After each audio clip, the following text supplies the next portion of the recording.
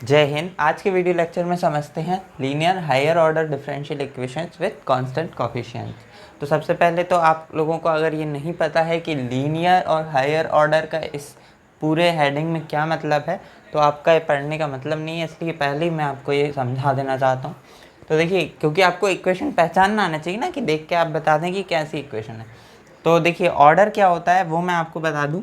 Order होता है जब हम dx/dy लिखते हैं ना, तो या dy अपॉन डी एक्स कुछ भी ले लीजिए। तो ऑर्डर क्या होता है, जो यहाँ पर रखा होता है, जैसे कि जो यहाँ पर लिखा होता है वो होता है ऑर्डर। जैसे d²x/dy/2 अगर हम लें तो ये जो है हमारा सेकंड ऑर्डर है, ठीक है। ये जो है ऑर्डर होता है। और डिग्री क्या होती है? डिग्री होती है ये, अगर मैं इस पर 4 पावर लगा दूँ तो ये होती है डिग्री। तो डिग्री इसमें लीनियर ही है, ठीक है। तो इस पूरी इक्वेशन में ये इसका स्टैंडर्ड फॉर्म लिखा है। तो इस पूरी इक्वेशन में आप देखिए, कहीं पर भी हमने ऐसे करके यहाँ पर कोई पावर नहीं लगाई है, किसी भी उसमें नहीं लगाई है, सारे लीनियर है। लेकिन ऑर्डर हायर हो सकता है। तो देखिए, हमने n लिखा है, n n-1 n-2। तो जो भी हाईएस्ट ऑर्डर होगा वो यहाँ आएगा और एक एक करके घटता जाएगा। साथ में ये हमारे पास कोफिशिएंट्स भी होंगे, a b c इस तरीके से जाएंगे। यहाँ पर z जो है ये लास्ट वाले कोफिशिएंट्स को कोफिशिएंट को डिफाइन कर रहा है। इसको आप z को x और y के टर्म में ना लें, ठीक है। ये वाला जो z है ना, जैसे a b c d ऐसे जा रहे हैं, तो लास्ट में z हमने लिख दिया। इसको कुछ भी मान सकते हैं, अल्फ़ा भी लिख सकता था। अच्छा, यहाँ पर डी एन है, n-1 है, n-2 घटता जा रहा है, सबसे लास्ट में हमारा y आ जाएगा। और क्योंकि हमने लिख दिया है विद कांस्टेंट कोफिशिएंट, ये मैंने अलग से बाद में लिखा है क्योंकि मैं पहले हेडिंग में मैंने नहीं लिखा था। तो उसका मतलब ये है कि इक्वल में हमारा q की कुछ वैल्यू होगी। नॉर्मली जो इक्वेशन होती है उसमें इक्वल में क्या होता है, 0 होता है, लेकिन इसमें हमारा इक्वल में q होगा, मतलब q की कुछ हमें वैल्यू मिलेगी। अब वो अलग अलग सवाल में अलग अलग हो सकती है कि x का फंक्शन होता है e⁻x हो सकता है, या फिर साइन कॉस भी हो सकता है। तो उसका हम इस वीडियो में और इसके अगले पार्ट में हम उसे डिस्कस करेंगे। आज मैं आपको इन सब की इन इक्वेशंस को कैसे सॉल्व करना है वो बताता हूँ। तो देखिए, सबसे पहले तो मैंने आपको स्टैंडर्ड फॉर्म बता दी और मैंने आपको ऑर्डर और डिग्री का कॉन्सेप्ट अच्छे से समझा दिया है। आई होप कि आपको समझ में आ गया है। अगर नहीं आया तो आप कमेंट करके पूछिए कि आपको कहाँ दिक्कत है। अच्छा, इस तरह की जो इक्वेशन होती हैं उनका जो हमारा जनरल सॉल्यूशन होता है ना, जो हमारा जनरल सॉल्यूशन होता है वो होता है CF+PI। CF+PI, ये दोनों ही लोग जो हैं ये नए आए, इनसे आपका बिल्कुल नया परिचय हो रहा है कॉलेज में फर्स्ट ईयर में।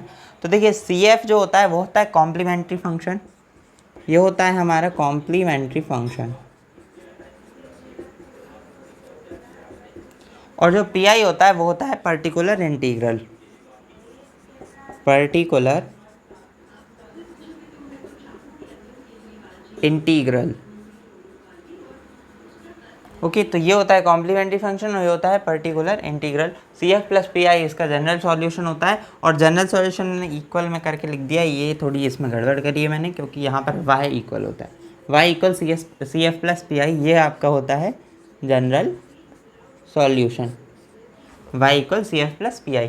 तो इस वीडियो में और इसके अगले पार्ट में भी हम यही डिस्कस करने वाले हैं कि CF और PI कैसे निकालते हैं, क्योंकि इनके अलग अलग केस होते हैं, ठीक है। तो सबसे पहले हम इसका कॉन्सेप्ट समझ लेते हैं। तो देखिए, CF निकालने के लिए हम CF का कॉन्सेप्ट समझेंगे। तो इसके लिए हमें सबसे पहले ये जानना होगा कि एक तो सबसे पहले आपको नोटेशन पता होना चाहिए कि इस इक्वेशन को हम लिखेंगे कैसे, क्योंकि ये बहुत बड़ी फॉर्म है, इसको लिखने में बहुत टाइम जाएगा। तो हम इसको कैसे लिखते हैं मैं आपको पहले ही समझा देता हूँ। तो देखिए, सबसे पहले हमने एक नोटेशन ले लिया, हमने एक नोटेशन ले लिया, वो होता है D, और उस पर हमने पावर लगा दी n।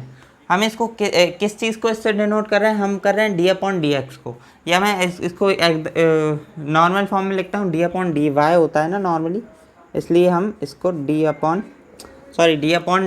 होता है ना नॉर्मली। अभी इसमें मैंने गड़बड़ लिख दिया था, ये सही लिखा है। d/dx को मैं आपको बता रहा हूँ कैसे डिनोट करना है।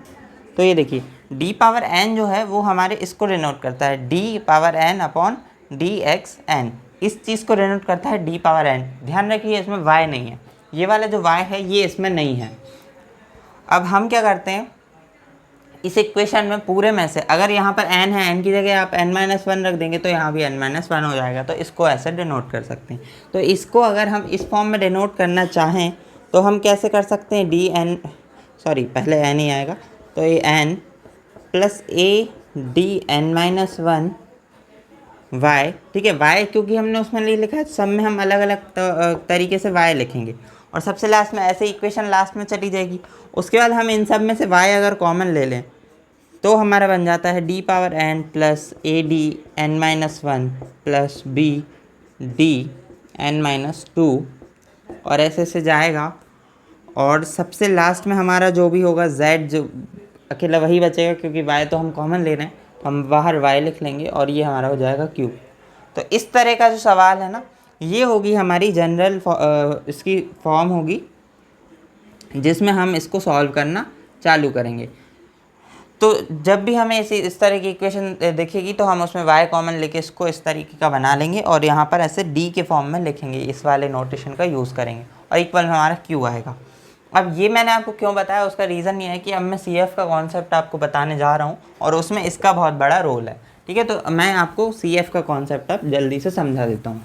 CF के कॉन्सेप्ट के लिए हमें सबसे पहले समझना होगा कि ऑक्सिलरी इक्वेशन क्या होती है, क्योंकि ऑक्सिलरी इक्वेशन जो होगी उससे आपको m की 2 या 3 या जितनी भी वैल्यू उसमें सवाल में आनी होंगी वो मिलेगी, और उन वैल्यूज़ पर डिपेंड करेगा कि आपका CF कैसे निकलेगा।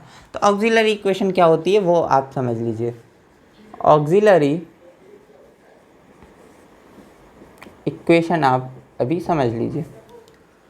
ऑक्सिलरी इक्वेशन होती है जो ब्रैकेट के अंदर डी वाली जो हमें एक पॉलिनोमियल टाइप का जो मिल रहा है, इसको ही हम इस ऑक्सिलरी इक्वेशन बोलते हैं। लेकिन इसमें एक चेंज आता है कि डी को हम एम से रिप्लेस कर देते हैं। तो अगर मैं इस ब्रैकेट वाले इसमें डी को, इसे ब्रैकेट के अंदर की इक्वेशन को मैं डी को एम से रिप्लेस कर दूं तो क्या आएगा, m power n plus a m power n minus one plus b m power n minus two and dash last में हमारा जेड आ जाएगा, जो कि नॉर्मली पॉलिनोमियल लास्ट वाला जो टर्म होती है वो कांस्टेंट होती है और हम इक्वल में ज़ीरो लेंगे, ये मन से ही लेंगे, ठीक है। ये हमेशा ज़ीरो ही रहेगा, ऑक्सिलरी इक्वेशन में इक्वल में हमें ज़ीरो ही मिलेगा, हमें इनको नहीं देखना है, ठीक है। सिर्फ ये अंदर वाली चीज़ में एम रिप्लेस करके हम रख लेंगे। यहाँ से हमको एम की वैल्यूज़ मिलेंगी, कितनी वैल्यूज़ मिलेंगी, तो हाईएस्ट जितनी भी पावर होगी एम की, जैसे यहाँ पर एन है तो एन वैल्यूज़ मिलेंगी। अगर एम स्क्वायर करके हमारा पॉलिनोमियल बन रहा होता तो 2 वैल्यू मिलती, एम क्यूब बन रहा होता तो 3 मिलती, वो उसके अकॉर्डिंग हमें मिलेंगी। अब एम की हमें अलग अलग वैल्यूज़ इसमें मिल सकती हैं, क्योंकि हर पॉलिनोमियल को हम जब सॉल्व करते हैं, और स्पेसिफिक बोलूँ तो क्वाड्रेटिक इक्वेशन को जब भी हम सॉल्व करते हैं तो हमें एम के रूट्स मिलते हैं, और एम के रूट्स ही हमें यहाँ पर भी मिलेंगे। और एम के रूट्स हमें क्या क्या आ सकते हैं, क्या क्या पॉसिबिलिटीज़ हो सकती हैं, अब ये देख लेते हैं। तो हो सकता है कि रूट्स रियल आएँ, हो सकता है कि रूट्स इमेजिनरी आएँ, ठीक है। इमेजिनरी भी आ सकते हैं ना, क्योंकि हम जब सबसे लास्ट में जब भी करेंगे तो हमारा स्क्वायर या क्यूब जो भी बचेगा तो हम उसका रूट उस तरफ ले जाएंगे, तो हो सकता है कि इमेजिनरी जाए, हो सकता है हमारा एम की वैल्यू आयोटा में आ जाए। तो आयोटा जब भी आता है तो इमेजिनरी होता है, क्योंकि अगर आपने लास्ट मेरा कर्व ट्रेसिंग का कॉन्सेप्ट वाला जो वीडियो है, बहुत ही अच्छा वीडियो, वो अगर आपने देख लिया है तो आपको पता होगा कि जब भी आयोटा अंदर जाता है तो हम उसको इमेजिनरी मानते हैं। तो एम की 2 वैल्यू अगर हमें 2 अलग अलग केस हमें मिल सकते हैं यहाँ से, या तो रियल आएगा या इमेजिनरी आएगा। इमेजिनरी आया तो वो इमेजिनरी ही रहेगा। रियल में हमारे और 2 आ सकते हैं केस, रियल और सेम आ जाएं, एम की वैल्यू +1 एंड +1 आ जाए, मतलब सेम में मैं साइन को भी ले रहा हूँ, +1 और +1 2 अगर अलग अलग हमें वैल्यू मिल जाएँ, या फिर हो सकता है कि अलग अलग आ जाएँ, ठीक है। तो हमें डिस्टिंक्ट मिल सकते हैं, हो सकता है कि हमें डिस्टिंक्ट मिले या फिर हमें हो सकता है कि सेम मिले। तो ये हमारे 3 केस बन गए। अब तीनों अलग अलग केसेस के लिए हमारी CF की वैल्यू अलग तरीके से हम निकालते हैं। तो आइए हम इसको कॉन्सेप्ट को डिटेल में समझते हैं। तो जैसा कि मैंने आपको बताया कि हम जब भी CF निकालते हैं तो हम M की वैल्यूज़ निकालते हैं, और हमारी M की 3 तरह के हमारे केस बन सकते हैं। केस 1 हो सकता है कि हमारी दोनों वैल्यूज़ सेम आ जाएँ, रियल भी हो और सेम भी हो। तो ऐसी स्थिति में हमारा जो CF निकलता है वो होता है C1 + C2x, और ब्रैकेट में और बाहर हम लिखेंगे e⁻mx। ये जो m है ये वही वैल्यू है, ये जो m वैल्यू है ना, e⁻mx, ये जो m है ये वही वैल्यू है जो हमारी m की आई हुई है। अब आप कहेंगे सर ये बात तो ठीक है कि आपने सेम है तो आपने ये कर दिया, फिर आपने ये C3 वाला क्यों अलग से लिखा है टर्म। तो देखिए ज़रूरी नहीं है ना कि आपकी जो m की जो भी इक्वेशन आए, जो आपकी ऑक्सिलरी इक्वेशन, वो स्क्वायर वाली टर्म में ही आए। हो सकता है एम क्यूब भी हो, उसमें एम क्यूब भी हो और एम स्क्वायर भी हो। तो यहाँ पर आपकी 3 वैल्यूज़ आएंगी एम की, लेकिन हो सकता है कि उन एम की 3 वैल्यूज़ में से 2 सेम हो और एक अलग हो। ऐसी स्थिति में जो सेम वाली हैं उनके लिए आप ऐसा लिखेंगे, और जो अलग एक वैल्यू निकलेगी तीसरी, उसके लिए आप C3e⁻m2x इस तरीके से लिख देंगे। 4 होंगी तो और इसी को आगे बढ़ाते जाएंगे, C4 कर देंगे और इस तरह से आगे जाता जाएगा। तो ये मैंने आपको बता दिया कि ये मैंने C3 वाली टर्म क्यों लिखी है। अब इसका एक एग्जाम्पल देख लेते हैं। मान के चलिए आपका सवाल है d² - 4d + 4 और ब्रैकेट में हमने लिख दिया y = 0। तो ये हमारी हो गई। अब ये ब्रैकेट के अंदर की चीज़ है, इसमें d को m से रिप्लेस कर दीजिए तो हमारी क्या बन जाएगी, ऑक्सिलरी इक्वेशन बन जाएगी। ऑक्सिलरी इक्वेशन हमारी क्या आएगी, m² - 4m + 4 = 0। ये हमारी आ गई क्या, ऑक्सिलरी इक्वेशन। ये क्वाड्रेटिक इक्वेशन है, इसको बहुत ही आसानी से हम सॉल्व कर सकते हैं। हमारे पास m² है और यहाँ पर हमारे पास 4 है, तो हमें ऐसा कुछ लाना है जिससे हमारा 4m² आ जाए इसकी वैल्यू। तो हम -2m हम ले लेंगे, मल्टीप्लाई करने पर 4m² आ रहा है प्लस का, और वापस वहाँ भी जा पा रहे हैं हम। तो इसमें हम अब क्या करेंगे, अब हम इसमें से m कॉमन ले लेंगे तो m-2 बचेगा। यहाँ से -2 कॉमन ले लेते हैं तो फिर से m-2 बच जाएगा। m-2 और m-2 ये हमारे फैक्टर्स बन गए। तो m की वैल्यू हमारी इस वाले से आएगी +2 और इस वाले से भी आएगी +2। ये हमारी m की 2 अलग अलग वैल्यूज़ आ गई। तो इसका जो हमारा CF आएगा वो आएगा C1 + C2x e⁻2x। ठीक है, m की जो भी वैल्यू आएगी उसको हम m की जगह हमें इसमें रखना है। तो ये हमारा आ गया इसका CF। इस तरह के सवाल में हम CF इस तरीके से निकालेंगे। दूसरा केस देखते हैं, जब हमारी वैल्यू रियल आए लेकिन अलग अलग आए, सेम ना आए, डिस्टिंक्ट आ सकती हैं, तो हम क्या करेंगे, C1 e⁻m1x + C2 e⁻m2x, और इसको आगे भी डैश डैश करके मैंने बढ़ा दिया। जितनी भी पावर्स आए आपकी, जितने भी m की वैल्यूज़ आए उनके लिए आप अलग अलग टर्म्स लिख सकते हैं। इसका भी एक एग्जाम्पल देखते हैं। तो ये हमारी है, इसकी ऑक्सिलरी इक्वेशन बनाएंगे। सबसे पहला काम हमारा होता है कि ऑक्सिलरी इक्वेशन बनाना है। तो m² - 3d + 2, सॉरी d नहीं लिखना है, m लिखना है, मिस्टेक कर दिए सर जी। चलिए, तो m² - 3m + 2 है हमारा, और इक्वल हमने लगा दिया 0। तो m², अब इसमें हम क्या करेंगे, हमें 2m² लाना है। तो हम सिंपल है, हम m² - 2m - m + 2 इस तरीके से ले आएंगे। m कॉमन लेंगे तो हमारा आया है -2, और यहाँ से -1 कॉमन ले लेंगे तो भी हमारा आ गया है -2। m-2 और m-1 हमारे आगे फैक्टर्स, और इक्वल हमारा 0 चल रहा है। ठीक है, इधर भी चल रहा है ना, नहीं चल रहा है, चलाइए। इक्वल में 0 चलाना बच्चों बहुत ज़रूरी है। तो क्योंकि तभी तो वो इक्वेशन बनेगी। इक्वेशन का मतलब ये होता है कि इक्वल के उस साइड आपकी कोई भी वैल्यू हो, इक्वल के दोनों तरफ, इक्वल से ही इक्वेशन बना है वर्ड। ठीक है, तो m की वैल्यू 2 हमारी आ गई, एक वैल्यू आ गई 2, एक वैल्यू आ गई 1। ठीक है, दोनों अलग अलग आई हैं और रियल आई हैं। ये माइनस में भी हो सकती हैं, माइनस भी रियल में ही आता है। कहीं ऐसा ना हो कि माइनस आए और आप उसमें पलट जाएं। तो माइनस भी रियल में आता है, प्लस में प्लस की है तो हम प्लस से ही लेंगे। तो अब हमारा जो इसका CF होगा बच्चों, जो हमारा CF होगा वो कुछ इस तरीके से लिखना है। तो C1 e⁻m1x, m1 की वैल्यू आई है 2, तो 2x लिख देंगे, प्लस C2 e⁻m2x, तो m2 की वैल्यू आई है 1, तो 1 लिखने की कोई ज़रूरत नहीं है, तो e⁻x लिख देंगे। हमारा काम बन गया। ये हमारा आ गया CF। क्या आ गया, C1 e⁻2x + C2 e⁻x, ये हमारा आ गया। अब तीसरा जो केस है वो है मेन खतरनाक डॉन वाला केस है। तो इसमें हमें क्या करना है, इमेजिनरी रूट्स हमारे आएंगे। इमेजिनरी रूट्स किस टाइप से आ सकते हैं, देखिए अल्फ़ा ± i बीटा इस तरीके से आते हैं। तो एक बार प्लस लेने पर हमारा अलग हमें वैल्यू मिलेगी, और माइनस लेने पर अलग वैल्यू हमें मिलने वाली है।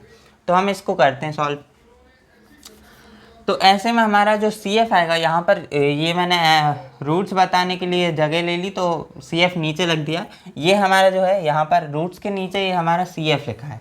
ठीक है, ये वाला जो है हमारा CF है, और यहाँ पर ये वाला हमारा CF कैसा आता है, तो जो भी हमारा प्लस माइनस के पहले वाली जो टर्म होती है, जो भी नंबर आएगा उसको हम e की पावर अल्फ़ा एक्स करके लिखेंगे plus C1 cos beta x plus C2 sign beta x. इस तरीके से हम इसको लिखते हैं, ठीक है। ये C है यहाँ पर, इसको इसीलिए मैंने ब्रैकेट अलग से लगाया ताकि आप कंफ्यूज ना हो। अब इसका भी एग्जांपल लेते हैं। तो एग्जांपल हमें इसका लंबा चौड़ा दिया हुआ है d³ minus 2d² minus plus 4d minus 8, इस तरीके से लिखा है। तो आइए इसकी ऑक्सिलरी इक्वेशन बनाते हैं। m³ minus 2m² plus 4m minus 8, ठीक है। अब यहाँ पे हम इसको कैसे सॉल्व करेंगे, देखिए इसमें भी सिंपल ही है, सॉल्व करना बहुत ज़्यादा हमें दिक्कत वाली बात नहीं है। यहाँ से हमारे पास m² कॉमन आ रहा है इन दो टर्म्स में से, तो हम m² कॉमन ले लेंगे, तो हमारा बचा m माइनस 2। यहाँ से हम ऐसा कुछ कॉमन लें जिससे कि हमारा m माइनस 2 ही बच जाए। तो ऐसा हम कर सकते हैं क्या? बिल्कुल कर सकते हैं। अगर यहाँ से हम प्लस का 4 कॉमन ले लें तो हमारा m माइनस 2 बच जाएगा, ठीक है। अब m माइनस 2 को कॉमन ले लीजिए बच्चों, m माइनस 2 को कॉमन ले लीजिए, तो m² प्लस 4 बच जाएगा और इक्वल में आ गया 0। दो हमारे फैक्टर्स आ गए। यहाँ से m की वैल्यू मिलेगी हमें प्लस 2 और यहाँ से हमें वैल्यू मिलेगी प्लस माइनस 2i मिलेगी, ठीक है बच्चों। क्यों मिलेगी प्लस माइनस 2i? देखिए प्लस 4 है, उस तरफ जाएगा तो माइनस 4 हो जाएगा, ठीक है। m² की वैल्यू आ गई आपके पास माइनस 4। अब m के लिए हमने रूट लगाया आगे तो माइनस 4 आ गया। रूट के अंदर माइनस जब भी आता है तो देखिए मैं आपको इसका सिंपल बता देता हूँ, अगर आपको नहीं आता है कि इसको कैसे निकालते हैं तो देखिए -1 का जो रूट होता है इसको हम i बोलते हैं। तो अगर इस तरह की सवाल आ गया हमारे पास तो हम इसको -1 इस तरीके से लिख सकते हैं। तो ये हमारा हो गया i और ये हमारा हो गया 2, तो हमारा आ गया इसका आंसर 2i। अब ये रूट है और रूट से बाहर आ रहा है इसलिए हम प्लस माइनस लगा देते हैं, इसलिए मैंने यहाँ पर आपको लिखा प्लस माइनस 2i, ठीक है। इसीलिए मैंने इसको प्लस माइनस 2i करके लिखा है। ऐसे भी केस आएंगे जब आपको अल्फ़ा की भी कुछ वैल्यू मिलेगी, इसमें हमें अल्फ़ा की कोई वैल्यू नहीं मिल रही है, ठीक है। चलिए तो +2 के लिए तो हमारा सेम यही वाला कॉन्सेप्ट चलेगा, कौन सा? रियल वाला। तो इसका CF कैसे निकालेंगे, ये थोड़ा सा इंटरेस्टिंग हो सकता है आपके लिए, तो मैं आपको बता देता हूँ CF इसका कैसे हम निकालेंगे। हम CF लिखेंगे सबसे पहले तो बच्चों, फिर हम क्या करेंगे, सबसे पहले हम लिखेंगे C1 e की पावर m1x से करेंगे, क्योंकि हमारा पहले 2 आया है, ठीक है। तो जब भी हमारे पास 3 रूट्स आ जाते हैं ना, देखिए सब में हमने 2-2 रूट्स तो लिए ही हैं, इसमें भी 2 लिए हैं, इसमें भी 2 लिए हैं, तो हमने उसी का कॉन्सेप्ट चलाया। लेकिन जब तीसरा वाला कॉन्सेप्ट आएगा ना, तीसरा वाला जब रूट आएगा तो हम ये वाला कॉन्सेप्ट चलाएंगे, एक एक्स्ट्रा टर्म लेंगे जो कि हमारी नॉर्मल इस वाले रूल को फॉलो करेगी। तो C1 e की पावर m1x, m1 की वैल्यू है 2, तो 2x। अब प्लस, अब हम ये वाली चलाएंगे, ठीक है। तो इसमें अल्फ़ा की वैल्यू क्या है बच्चों? अल्फ़ा की वैल्यू इसमें है 0, ठीक है, क्योंकि अल्फ़ा हमारा प्लस माइनस के पहले हमारी कोई नंबर ही नहीं है, तो हम उसको 0 ले सकते हैं। तो अगर हमने यहाँ पर 0 रख दिया, e की पावर 0x, तो e की पावर 0 का मतलब तो हो गया 1। e की पावर किसी भी चीज़ की पावर 0 का मतलब होता है 1। क्यों होता है इसलिए मैंने एक शॉर्ट वीडियो डाला हुआ है, वो आप देख सकते हैं। तो 0, तो यहाँ पर e वाली टर्म तो हमारी चली गई बच्चों। अब हमारी बची C1 cos beta x plus C2 sign beta x, तो वो हम लिख देंगे। तो हम यहाँ पर C1 क्योंकि ले चुके हैं तो हम यहाँ पर C2 लेंगे, ठीक है। ये चीज़ ध्यान रखना है, आपको कभी सेम नहीं लिख देना है, C1 C2 C3 अलग अलग लिखेंगे। तो C2 cos beta x, cos beta की वैल्यू क्या है? आई बीटा होता है, आई के साथ वाला जो नंबर होता है वो बीटा होता है, प्रॉपर नहीं होता। आई के साथ वाला नंबर है 2, तो यहाँ से भी हमें 2 रूट्स मिल रहे हैं, तो प्लस में एक बार प्लस में 2 है, एक बार माइनस में 2 है, तो वो भी हमें यहाँ पर ध्यान रखना है। तो C1 cos 2x, sorry C2 cos 2x plus C3 sine minus 2x, ये हमारा आ गया। और sine minus theta minus sine theta होता है, तो अगर आप चाहें, अगर आपको ये लिखने में ये अगर आपको देखने में अच्छा नहीं लग रहा हो तो आप इसको इस तरीके से भी लिख सकते हैं। ये आपने cos 2x लिखा और यहाँ पर आप माइनस लगा दीजिए और C3 साइन 2x इस तरीके से लिख सकते हैं, ठीक है। तो इस तरीके से आप इसको लिख दीजिएगा। तो ये बहुत ही नॉर्मल है, 3 केसेस थे, तीनों हमने बहुत अच्छे से समझ लिए। अब हम इसके है ना प्रॉपर सवाल देख लेते हैं, एक जिसमें हमारा तीनों आ जाएंगे तो कैसे करना है, तीनों केसेस लग रहे हो तो कैसे करना है, इस तरह के सवाल देख लेते हैं। ये वीडियो बहुत ज़्यादा लंबा ना हो इसलिए मैं ये पार्ट 1 है इसका, इसमें मैं सिर्फ CF डिस्कस कर रहा हूँ। अगले पार्ट में मैं सिर्फ PI डिस्कस करूँगा, और जो तीसरा पार्ट बनाऊंगा उसमें आपको प्रॉपर क्वेश्चंस करके बताऊंगा कि अगर इसके जो इस तरह के जो भी क्वेश्चन आते हैं linear higher order differential equation के विद कांस्टेंट कोएफिशिएंट के, तो वो कैसे करना है वो मैं आपको तीसरे पार्ट में बताऊंगा। आज हमने CF सीख लिया है, अभी इसके और एग्जांपल्स देखते हैं ताकि आपका जो कॉन्सेप्ट है वो मजबूत हो जाए। फिर PI और फिर तीसरे पार्ट में देखेंगे। तो जब वो डल जाएंगे तो मैं इसके डिस्क्रिप्शन और कमेंट बॉक्स में उनके लिंक्स डाल दूंगा, तो अगर वो डल चुके हैं और आपको लिंक मिल रहे हैं तो वहाँ से आप देख सकते हैं। आइए इसके एग्जाम्पल्स देखते हैं। अब इनके कुछ ऐसे एग्जाम्पल्स देखेंगे जिसमें हमें कुछ नया सीखने को मिले, कुछ नई डिस्कवरी हमें हो। तो देखिए अभी तो 3 एग्जाम्पल देखे हैं हमने जो कि बिल्कुल नॉर्मल थे, जिनमें वही केस लग रहे थे, लेकिन अब हम देखेंगे कि जब हमारी सेम केस दो अलग अलग केस एक ही एग्जाम्पल में लग रहे हैं तो हमें कैसे करना है। सबसे पहले हमारा ये वाला एग्जाम्पल दिया है, तो ऑक्सिलरी इक्वेशन में हम अगर D को M से रिप्लेस करेंगे तो M4 - 2M³ - 3M² आ गया। ठीक है, तो ये हमारा आ गया ऑक्सिलरी इक्वेशन। इसमें हम 0 रखेंगे, ऑब्वियसली 0 रखना ही पड़ेगा बराबर में, और यहाँ पर भी हम इसमें 0 रखेंगे। तो जब भी आपको इक्वेशन वर्ड सुनने में आए तो आपको 0 रख देना है इक्वल में, या फिर इक्वल में जो भी वैल्यू को रख देना है। तो अब हम क्या करेंगे, हमने ये लिया, अब हम इसमें से देखना है इसमें सब में हमारा M² कॉमन आ रहा है। तो पहली अप्रोच ही हमारी यही होनी चाहिए जब भी हम इक्वेशन सॉल्व करते हैं कि जो कॉमन आ रहा है उसको कॉमन ले लेते हैं। M² कॉमन आ रहा है तो हम M² कॉमन ले लिया, तो हमारे यहाँ पर बचा M² - 2M - 3 बचा, तो हमने इसको ब्रैकेट के अंदर लिख दिया। अब इसको हमने नॉर्मली जैसे हम कोई भी बहुपद को सॉल्व करते हैं, कोई भी पॉलिनॉमियल को सॉल्व करते हैं, वैसे ही किया है। -2M था तो हमने इसको तोड़ लिया, -3M + M के फॉर्म में तोड़ लिया। फिर हमने इसमें से M कॉमन लिया और इसमें से +1 कॉमन लिया। तो देखिए M कॉमन लिया तो M - 3 बचा, +1 कॉमन लिया तो M - 3 पहले था, और उसके बाद हमने M - 3 और M - 3 कॉमन ले लिया, तो यहाँ पर हमारा M + 1 हमारा बच गया, तो ये आ गया। यहाँ पर हमारा M² से हमें 2 वैल्यू मिलेंगी M की, तो M² की वैल्यू से कैसे वैल्यू मिलेगी, इस पूरे ब्रैकेट को 0 का पॉइंट ले जाइए तो ख़त्म। तो M² इक्वल क्या हो गया, 0 आ गया। तो M की 2 वैल्यू क्या मिल गई, 0, 0। अब M² को ख़त्म कर दीजिए तो इनसे हमें 2 वैल्यूज़ मिल जाएंगी, एक तो मिलेगी +3 इस वाले से और -1 इस वाले से। वो वैल्यूज़ हमने इसमें लिख दी, +3 और -1। ठीक है, तो इस तरीके से हमने 4 डिग्री वाले इक्वेशन को 4 डिग्री वाली क्वाड्रेटिक इक्वेशन को हमने सॉल्व कर लिया। अब हम CF निकालेंगे, तो CF में देखिए सबसे पहले हमें सेम वाला केस लगाना है। तो सेम वाला केस कैसे होता है, C1 + C2x e⁻mx। तो m की वैल्यू हम सेम के लिए हमारी क्या है, 0 है, तो हम इसमें क्या लिख देंगे, 0x लिख देंगे। ठीक है, उसके बाद हम लगाएंगे प्लस, और हमारा फिर नॉर्मल जो चलता है वही चलाएंगे, C3 e⁻m3x। तो m3 की वैल्यू 3 है तो e⁻3x हो गया, प्लस C4 e⁻m4x, और उसकी वैल्यू क्या है हमारी -1 है तो e⁻−x हो गया। ठीक है, तो ये हमारा आ गया CF। तो पहले सेम वाला केस था तो सेम वाला केस लगाया, प्लस करके फिर नॉर्मल वाला केस लगा दिया। तो इस तरीके से ये एग्जाम्पल हमारा कंप्लीट हुआ। इसमें हमें सीखने को मिला कि जब हमारा सेम और अलग अलग वाला केस एक ही में आ जाए। अब हम इमेजिनरी वाला भी देख लेते हैं। तो देखिए इस वाले में हमारी इक्वेशन दी हुई है D² + 1 का होल स्क्वायर और D - 1 का होल स्क्वायर और y और इक्वल में 0। ऑक्सिलरी इक्वेशन जब हमने बनाई, D की जगह M रखा तो हमारे ये आ गया। अब यहाँ पर हमें M की 6 वैल्यूज़ मिली हैं। ठीक है, 4 वैल्यूज़ नहीं मिली हैं, 6 वैल्यूज़ मिली। क्यों मिली है वो मैं आपको बता देता हूँ। तो देखिए कैसे पता चलेगा, देखिए यहाँ पर आपका स्क्वायर है, जब आप इसको स्क्वायर a + b के होल स्क्वायर वाले उससे खोलेंगे तो a² जो आएगा ना वो आएगा a² m² का स्क्वायर आएगा। ठीक है, तो यहाँ से M4 आ गई, तो इस वाले अकेले में ही हमें 4 वैल्यूज़ मिल गई M4 से, और इसमें हमारी 2 है तो M² आएगा, तो हमारी 2 वैल्यूज़ इससे मिल जाएंगी। 4 + 2 6 हमारी वैल्यू ऐसे टोटल हो गई। तो ये मैंने डायरेक्ट M की वैल्यू लिख दी है, फिर भी मैं आपको बता देता हूँ। देखिए M - 1 वाले से क्या होगा, M - 1 इस तरीके से लिखेंगे ना हम, और ये लिखेंगे तो इसकी वैल्यू हमें इससे +1 बनेगी, इससे +1 बनेगी, वो हमने यहाँ पर लिख दी है। अब हम ये वाले को देख लेते हैं, ये वाला बता देता हूँ मैं आपको।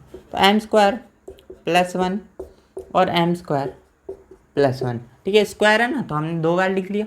इक्वल क्या है हमारा, 0 है। अब इससे हमारी क्या वैल्यू मिलेगी, M² इक्वल क्या आ गया, -1 आ गया, और यहाँ से M के यहाँ हम ले गए तो ये हमारा आ गया -1। तो हमारा ±i इसका आंसर आ गया, ±i, इससे हमें M की वैल्यू मिल गई। और ये सेम है तो इससे भी हमें ±i ही मिलेगी, तो ये हमारी प्लस माइनस आई आ गई। मैंने प्लस माइनस आई पहले ही मैंने लिख दिया है। तो हमें टोटल 6 वैल्यूज़ मिली, ठीक है, प्लस माइनस आई 1 और 1, ठीक है। तो इसको हम इसका सी एफ निकालते हैं। तो इसका सी एफ निकालना और ज़्यादा इंटरेस्टिंग होगा बच्चों। देखिए सबसे पहले हम क्या करेंगे, C1 प्लस C2x e की पावर mx। तो हमने ये 1 1 के लिए लिख दिया है, ठीक है।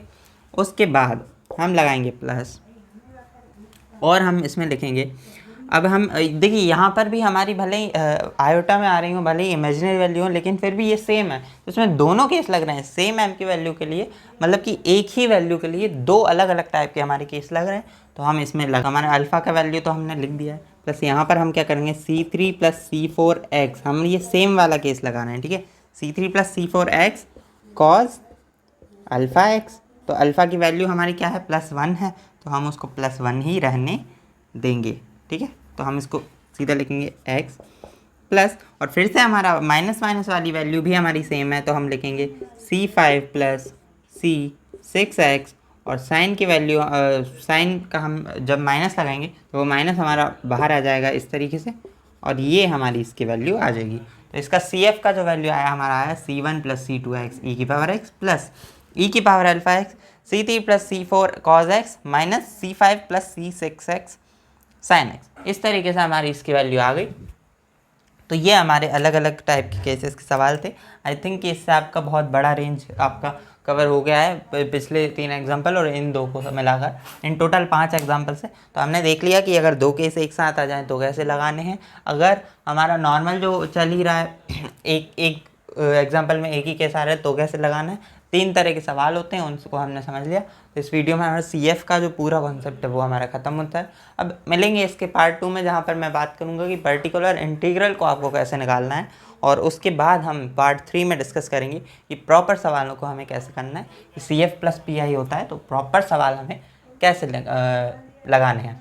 तो आई होप कि ये कॉन्सेप्ट आपके लिए हेल्पफुल है और आपको पूरी तरीके से समझ में आ रहे हैं। अगर कोई डाउट हो तो आप कमेंट्स में बेझिझक पूछ ही सकते हैं, मैं आपका आंसर ज़रूर करूँगा। तो इसी तरह अपना प्यार बनाए रखिए और मिलते हैं आपसे इसके पार्ट 2 में। जय हिंद, जय भारत।